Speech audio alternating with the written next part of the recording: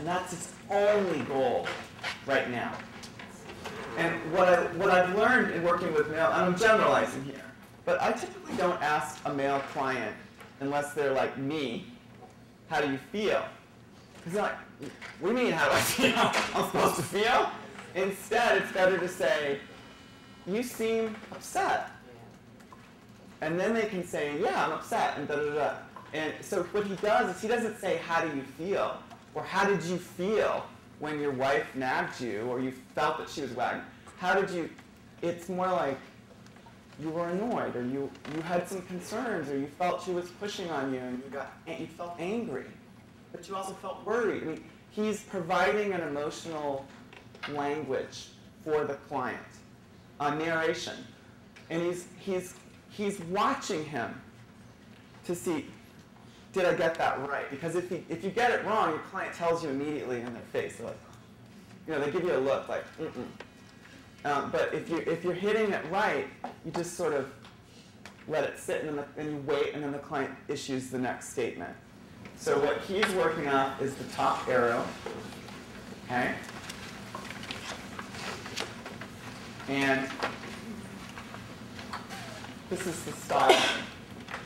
You can accomplish this in a number of different ways. There's lots of different ways of being in the world. His way is one way, my way is another way, your way is another way. But we can all use our own styles to approximate this. And what's nice about motivational interviewing is it's not prescriptive. It says these are the general principles, but adapt them. You have to be you in the room, and the client has to be them in the room. And this isn't like a scripted cookbook. I mean, like when I cook, I look at a recipe, but I also like to kind of it's improvisational. Well, good counseling is also improvisational, which means you improvise. You select out what works. You don't do things that don't work for you or the client. Okay, so this is a value-centered approach. Okay, and so the values make sense. They don't even require a whole lot of elaboration. The stylistic values, you value collaboration. And here's what collaboration means to me. If you and I agree, collaboration is a cinch. Can we collaborate when we feel very differently about something? Because pre-contemplative clients, they have a very different agenda from their counselors.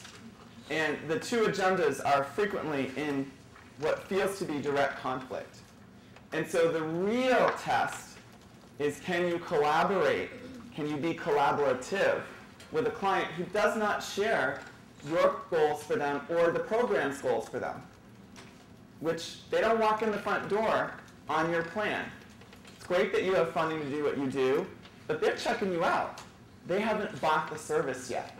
They're shopping, okay? So knowing that they're shopping and knowing that they're not interested yet in what you have to offer. Evocation, which is a fancy way of saying getting it from the client, okay? So you're evoking their experience through the questions you ask. You're listening, you're asking, you're drawing out their own insight and experience, rather than saying, what you need is a restraining order, and here's how you get one. You're saying, what is your sense of what resources could help you out there with your ex-partner showing up at your place of work a lot? What is your sense about what resources exist? So they're telling me from their experience what they see as helpful resources. I can add at a later point, has anyone talked to you about restraining orders? So I can would you like information about restraining orders? Of course I get to ask that. But I don't start there. I start with their own understanding of what solutions might exist.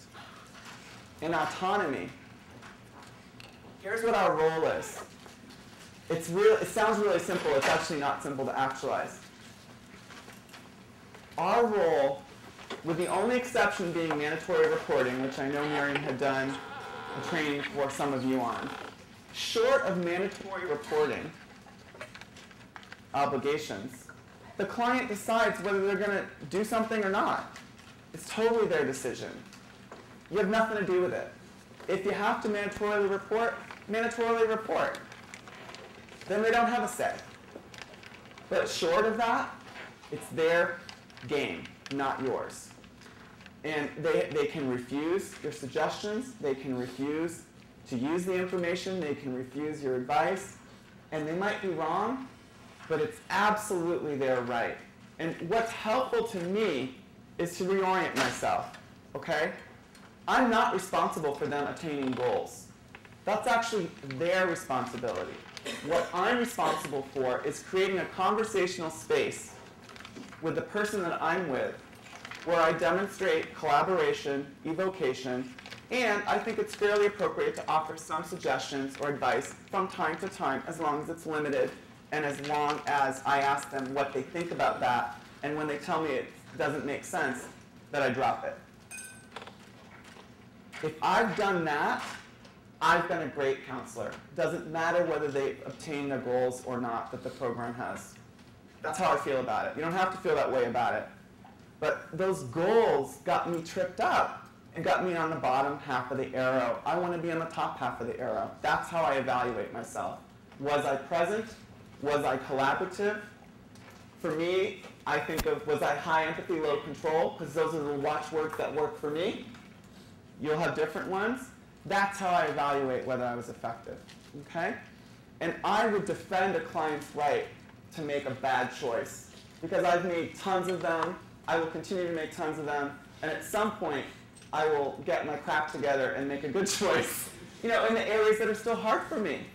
But I don't do that the first time. I don't know about you. I do that the 15th time if I'm having a good experience of change. I'm not going to rob a client of their ability to make mistakes and learn from it.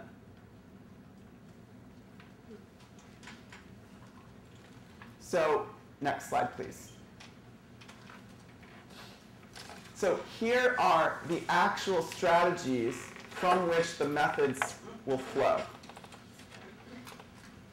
One is any method of counseling that indicates an expression of empathy, which indicates to the person who's talking to you that you accurately understand their point of view. That is actually a relational precondition that facilitates change. If I'm sitting with you and I can't decide about something and you seem to really perceive my struggle in its context, individual and community, fully, and you're not pressuring me, you're simply letting me know that you're following me, I'm more likely to change in a conversation with you eventually. Okay? Because this person here has told me that she values my point of view and she's accurately expressing empathy. Okay? And we're going to cover that in just a few minutes, how to do that.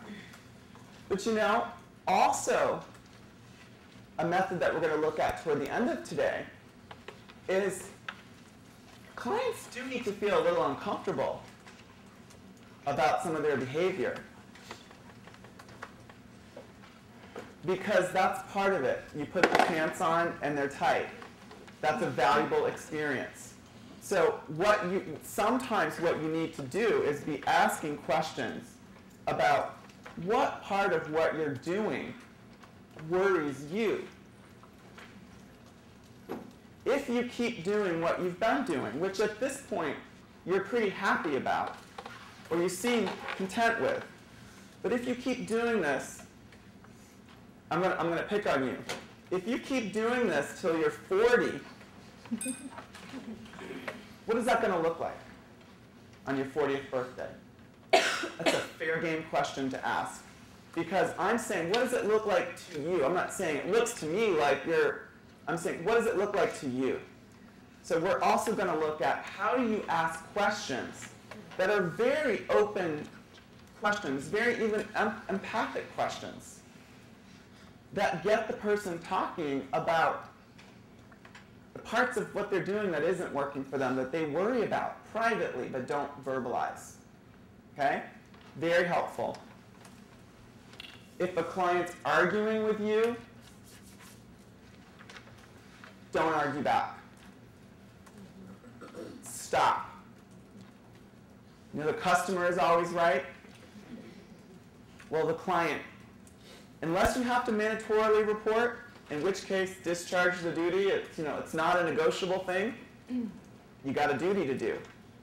Short of that, if they're really fighting with you about the plan, stop arguing and say, you go back to expressing empathy. You really don't want to do this. This doesn't make sense to you and you think it's a bad idea. Tell me more. So you just did that, and you did this. You expressed empathy and then you evoked. I need to know why this is so objectionable to you. I need to know why going to a job interview is so objectionable to you. Because until I understand your intentions and your values, I don't know how to help you develop a little more discrepancy about that. Okay? And then building self-efficacy. By the way, these two things are things we are not going to cover today. We will cover in the second part, which is likely to happen in April. But I just want you to know about them. People don't change, as I mentioned, if they don't feel they have any shot of succeeding. If I don't think I can get a job, I am not going to a job interview. If I don't think I can get my GED, I'm not going to take the test. If I don't think I can get certified as a medical assistant, I'm not going to City College. So part of the method, too, is drawing out what's happening for them emotionally around when they don't succeed, where that feeling comes from, and also helping them identify successes and resources that have helped them in the past that might be applicable here. So it's evoking from them, but it's evoking with this goal of building up their sense of can do. Next slide, please.